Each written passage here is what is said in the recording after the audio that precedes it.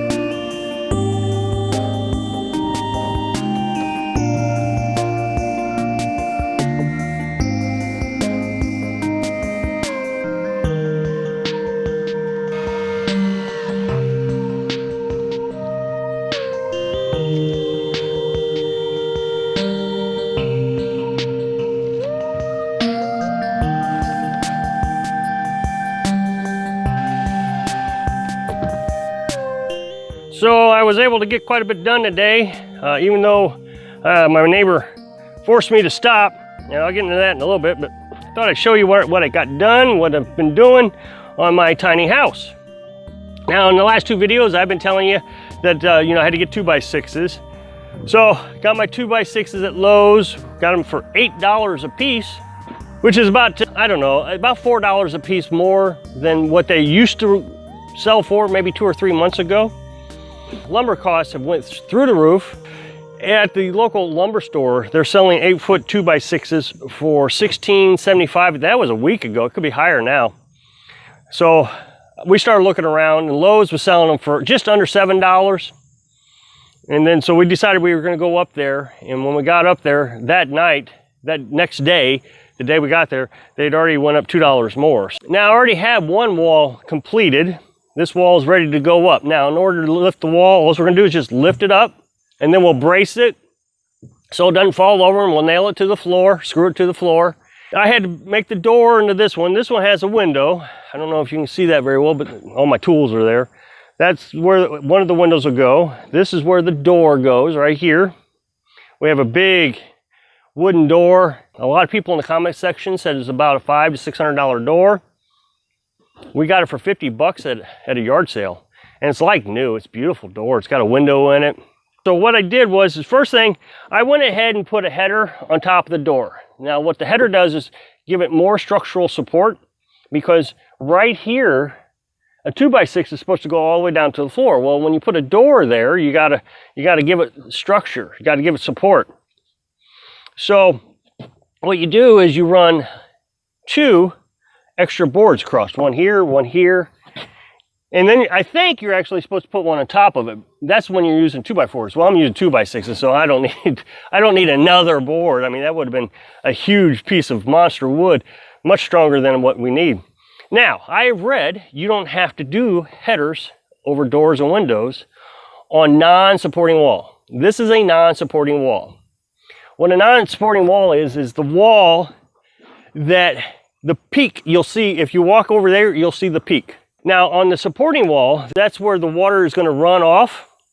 So you got all that weight on this wall and the other wall, because that's where the angle comes down, and all your trusses are on that wall. So that's where all the weight is. So that's where you want your headers. You don't have to necessarily put headers on non-supporting walls. Now, in order to meet code, you have to. But if you don't have code requirements, like I don't have code requirements on this because it's under 400 square feet, I can just build it the way I see fit and structurally sound. Well, I did not put a header on this one over the window because I just don't feel like it's necessary because it's a non-supporting wall. The reason I went ahead and beefed this up is because it's a door. It's a mechanical thing. And you open and close the door, you're going to be beating it and you're going to, give it a lot of stress.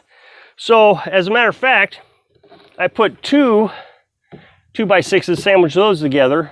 When you slam your door, you're not moving all around. See, this, for example, you can move that back and forth a little bit, but this one you can't. There's just no way to move it. Now over here, I ran into a small problem. I had to actually put 3 of them together because here is where my drywall and my plywood, you can see where my 2 seams came together on this one. Well, the seam came up and it came right on the edge of that 2x6. So I had to put a 3rd one there to give myself enough wood to nail into and get my piece of plywood on there. That's 4 feet across there. Well, a piece of plywood's only 4 feet wide. So the thing is I did not use a complete 2x6. I had some scraps laying around. So I just sandwiched these 2 together here.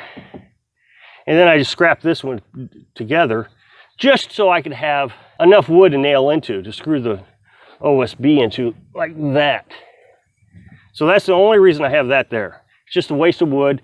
And so, like I said, I used scrap. I went ahead and ran it all the way down to the bottom just to give it extra support. I don't know, just an OCD thing. So I do have it all running all the way to the bottom, but I didn't have to. Then I had to cut out the floor of the door. I made a mistake. I forgot I had to do that. So I bought 2 12-foot 2x6s at the local hardware store. Or the $30 a piece, $27 a piece. Now, if I'd have just bought 2 8-footers, that'd have been $16. And I could have just pieced it together myself. I don't know what I was thinking. So I ended up cutting a $27 board one. I could have just used 8-footers. My mistake. There's just a lot that goes into trying to build a tiny house, and especially if you've not done it a lot before. I've never really had to design it myself. I've always had someone kind of guide me through it, and Dad's kind of helping me right now, guiding me through it. But really, this is on my own. I've had to figure out how many pieces of wood I needed and how many pieces of OSB. He's just telling me what, structural things I need. He sent me a drawing for my trusses. So all I got to do is just cut out the boards to his dimensions, and that'll work out great. It is handy being able to do it without code. That way I can put the money where I really think it's important. For example, I'm using 2x6s for the wall. Normally you use 2x4s. But when you use 2x6s, you can put more insulation in. And that's where I really want to put all my money, is into insulation. So I'm spending more on 2x6s, spending more on insulation, so I don't have to work so hard cutting firewood all the time. If I can just keep my firewood down to 1 cord or less a year, then I'll be in really good shape. I mean, I've got, maybe 10 cords, 8 or 10 cords already. I might have to rethink the shower and the kitchen. I originally thought I'd put the shower right here and then the kitchen on the other side, but the door might be in the way of that. So the kitchen still could be here because all we're going to do is put a sink. I think that's enough room for a sink and a countertop. I think that's plenty of room. But I'm not sure about a shower. I'll have to look into the dimensions of a shower. Now, one of my concerns that I've been really stressing about is once the walls go up, how am I going to keep it from getting rained on? It doesn't seem like a lot of people really mind. I mean, I watched this one building go up and construction got shut down during the virus and they just let it sit there.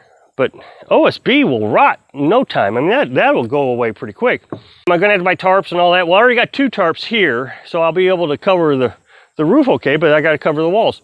Well, I decided, I'll just get some house wrap. It's like Tuvok, I think it's called Tuvok or something like that. House wrap. It's $100 a roll. It's pretty expensive. But I think 1 roll or just over 1 roll will cover me. The entire house, the roof and the walls. And so when I raise the walls, I'll just go ahead and put the house wrap on. That'll keep the walls dry. It's not waterproof, I mean, because you have to put nails through it. So as soon as you put a nail through it, it'll leak. But on the walls, it won't make any difference because that's straight up and down. On the roof, though, once I get the roof put on, I will have to put a tarp over it. But I tell you, it's almost impossible to get any work done around here. It's getting ready to rain. I got up here at 7 o'clock. Just as daybreak was happening, 6:30, 7 o'clock, somewhere around, whenever the sunrise. It wasn't even sunrise, it was before dawn. I wanted to get up here before the rain because the rain was supposed to hit 11. Well, it's past 11 now. I've lucked out. It's been foggy all morning, so much so the water has just been raining down on me all day. Things are getting wet, and I'm trying so hard to keep everything dry. And that's when the neighbor wants to stop by to see what I'm doing. It's not ever, hey, what's going on? How you doing? Yeah, oh, that's great house, and the conversation's over. I guess they think you're on vacation or something, but man, they just want to go on and on about all the things they've built in their life and how great life is, and just on, and the rain's coming, and I love what you're doing with the place. And so it turns, a 5-minute, 15-minute conversation turns into a 2-hour conversation, and you don't get anything done, because I wanted to get the OSB on here too today, because I'd like to raise the walls pretty soon and start building the other 2 walls. I can't build the other 2 walls because these walls are in the way. Making progress, so I hope I can inspire you to be happy. Thanks for watching.